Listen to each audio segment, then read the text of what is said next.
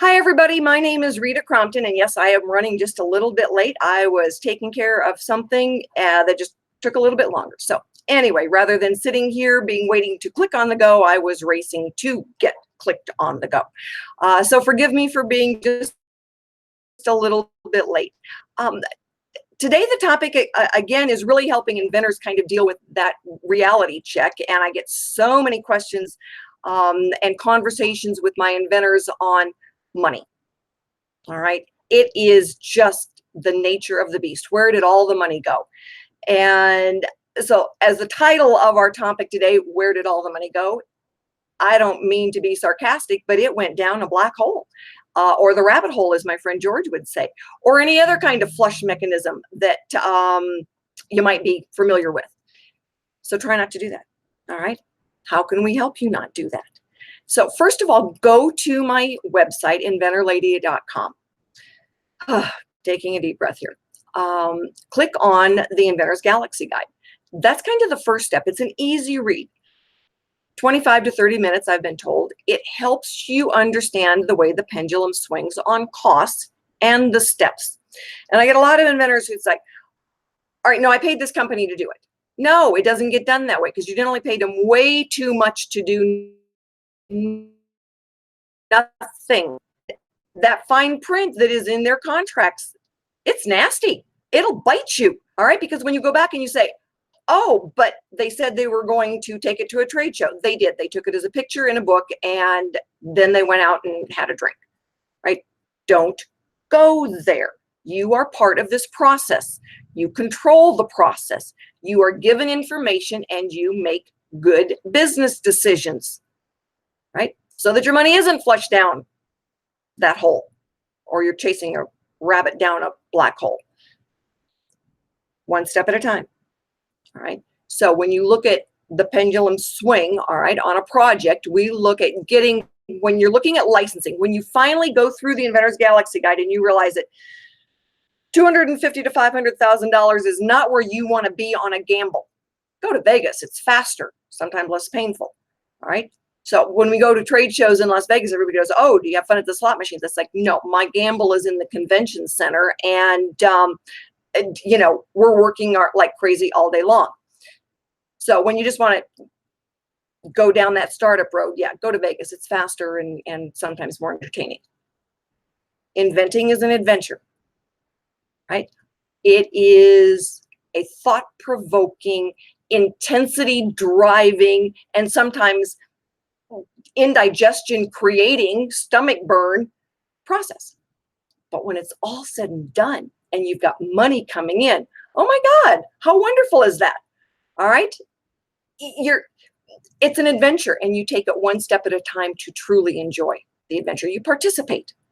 So, all right, before we get to that, where did all the money go? Let's walk through some of the steps. We know that on the licensing side of something, you're going to be spending somewhere around $75,000.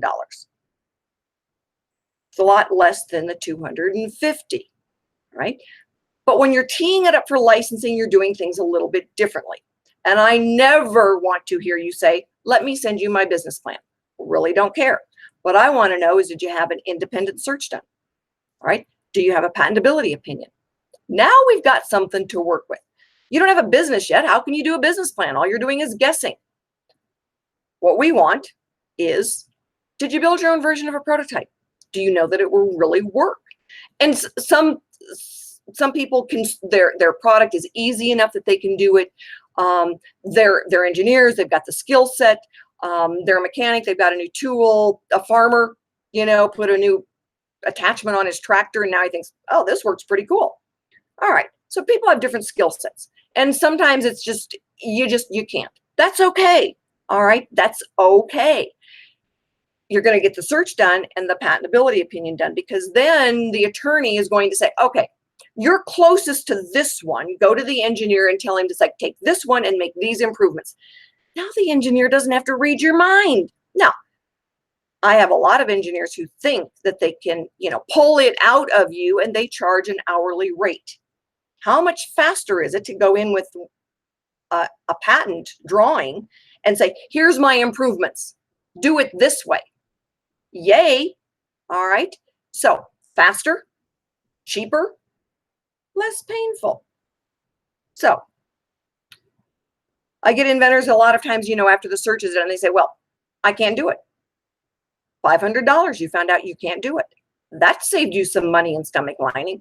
It is really hard when I get an inventor who comes to me and they filed their patent. Sometimes it's issued, it's very narrow.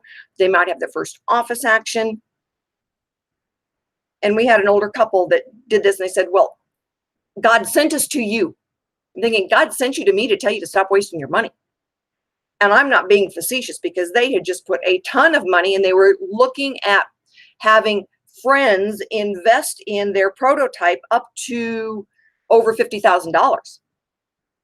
And when we sit down with the engineer and the attorney and we start talking, there's no way that patent is going to issue. They should have known that. They should have been told that before they spent all that money on their patent, which was basically worthless. So, the search is so important, and understanding, then go to someone and have them explain the technology to you, right? The technology that this inventor was trying to use has been out there 6 ways to Sunday, and in very similar type of products. So even if his patent issued, the product wouldn't get to market, which is another rabbit hole. All right. There are millions of patents that get issued that never get to market. Why? Right? Why? Well, because the market's too narrow is one. It can't be made at a price the consumer is willing to pay for it is another.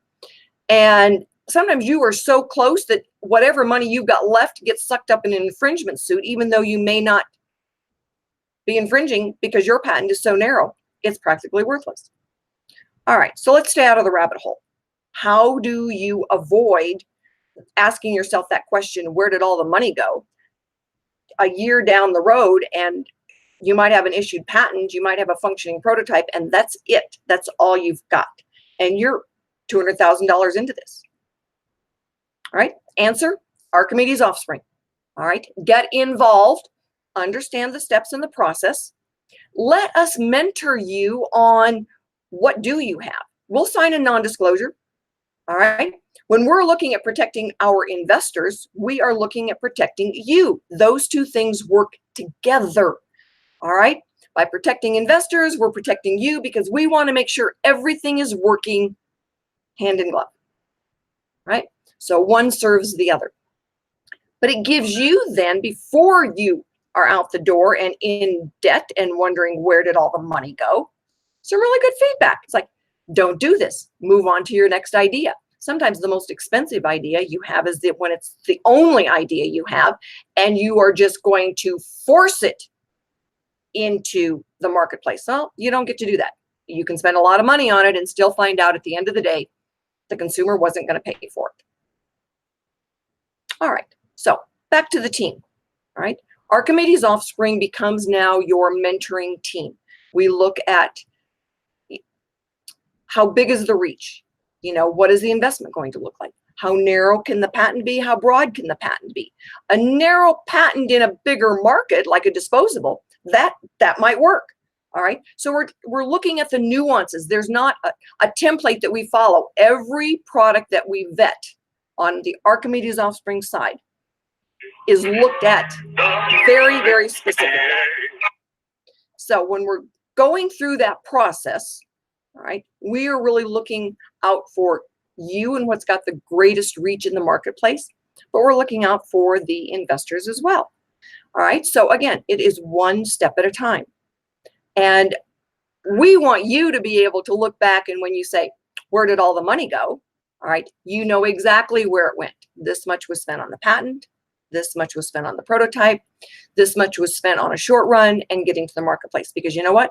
We're going to have the spreadsheets and the ledgers and the tracking that we can tell you exactly where things went. And I talk to a lot of inventors that's like, we did this and we did this market research and we da-da-da-da-da. If I found out that you spent $10,000 on a market research report, I would want to smack you with a stick. So Don't go there. Right steps, right time, right amount of money spent. Let us help you be successful. Go to the inventorlady.com website, click on the other links that take you to the Galaxy Guide that spell it out for you, give you parameters, and then go to the Archimedes Offspring website where you can learn about how the mentoring works, how the funding mechanism works. Let us help you make you successful. My name is Rita Crompton. Rita at inventorlady.com is how you contact me. You can also go to archimedesoffspring.com. Would love to see you, would love to answer your questions.